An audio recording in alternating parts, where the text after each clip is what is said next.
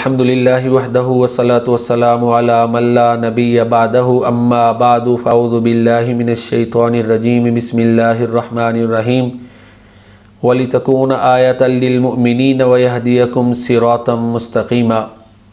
हज़रात सहाबा किराम रिज़वानुल्लाहि अलैहिम अजमाइन की चूँकि तरबियत प्यारे नबी करीम सल्लल्लाहु अलैहि व आलिहि वसल्लम ने ख़ुद की थी और आप अपने बारे में फ़रमाते हैं इन्नमा बुइस्तु मुअल्लिमा, मुझे एक उस्ताद बनाकर भेजा गया है। कायनात में प्यारे नबी करीम सल्लल्लाहु अलैहि वसल्लम सबसे बड़े उस्ताद, मुअल्लिम और मुदर्रिस हैं।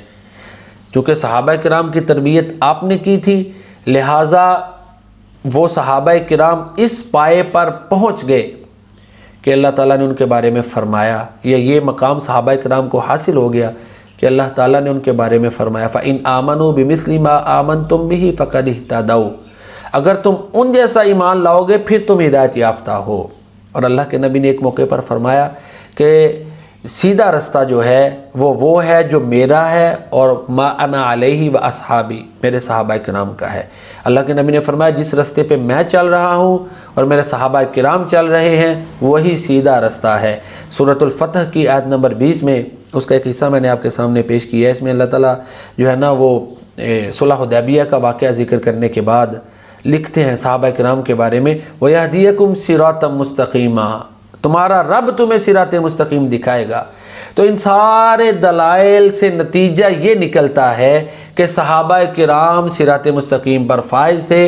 इसीलिए अल्लाह ताला ने कहा कि अगर तुम उन जैसा ईमान लाओगे तब तुम हिदायत याफ्ता हो।